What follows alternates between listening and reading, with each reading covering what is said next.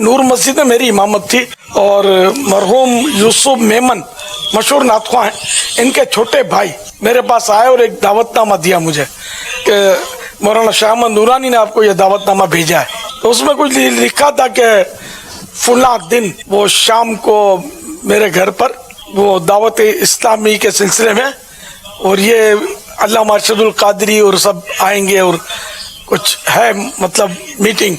میں وہاں پہنچ گیا، کچھ میرے ساتھ اور بھی دوست تھے میرے، تو وہاں دعوت اسلامی کے تعلق سے حضرت علامہ ارشد القادری صاحب رحمۃ اللہ علیہ نے بیان فرمایا. اس میں اس نتیجے پر پہنچا کہ مولانا شاہ احمد نورانی اور علامہ ارشد القادری صاحب ان کی تنظیمی سوچ مدینہ اور دور دور تک کوئی سیاست جو ہوتی ہے نا اس میں کوئی حساب کتاب نہیں تھا.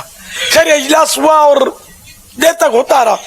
اس میں غزالی دورہ علامہ کاظمی شاہ صاحب رحمت اللہ علیہ بھی تھے اور تقریباً علماء جو تھے مشہور اور دیگر عمائی دین اہل سنت کے، تو یہ تقریباً اس میں ایک تعداد تھی جو موجود تھی. پھر یہ اجلاس ختم ہو گیا اور کوئی خاص نتیجہ سامنے آیا نہیں.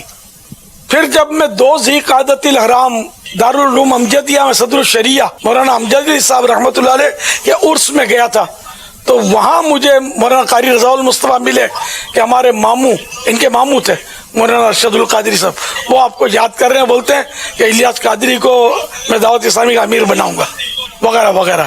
تو بولا فلاں کمرے میں چلے، میں وہاں چلا گیا تو وہاں انہوں نے مجھے یہ کہا مطلب تو کراچی کہ ہم تم کو مطلب امیر بناتے ہیں اس طرح. پھر کچھ اور بھی مشورے ہوئے تو آخر کار یہ کہ میں دعوت اسلامی کو میں نے قبول کیا اور میں نے کام جو مجھ سے ہو سکا وہ کوشش شروع کر دی. اس وقت میں اکیلا ہی مجھے دیا تھا، نہ کوئی میری کوئی ورکنگ کمیٹی تھی، نہ کوئی باڈی تھی، نہ میرا ساتھ تھا. یعنی یوں سمجھو کہ یہ لے دعوت اسلامی سنبھال، تو جان تیرا کام جانے، یوں مجھے انہوں نے اٹھا کے دے دی، یہ کہہ سکتے ہیں. پھر ہم نے وہ کام کو کام سکھاتا ہے. یوں کچھ دوستوں سے وہ میرے پاس ایک گروپ تو تھا ہی دوستوں کا، تو یوں ہم لوگ مطلب چل پڑے اور اللہ تعالیٰ کی مدد سے جو بھی ہوا، اللہ پاک کی مدد سے، محبوب کی نظر سے یہ کام چلتا رہا. اور آج آپ کے سامنے بیٹھا ہوا ہوں میں. مولانا محمد شفیع اوکاڑوی صاحب، انہوں نے بڑا احسان کیا. مرولہ یہ ہمارے محسن ہیں، محسن دعوت اسلامی ہے. انہوں نے مجھے اپنی مسجد پیش کی کہ میری مسجد کو مرکز بناؤ. تو بہرحال یہ کہ وہاں ہمارے اجتماع ہفتہ وار شروع ہوئے اور اللہ کی رحمت سے دعوت اسلامی وہاں سے سمجھو پروان چڑھی اور 1 سیکنڈ کے لیے بھی پیچھے نہیں ہٹی.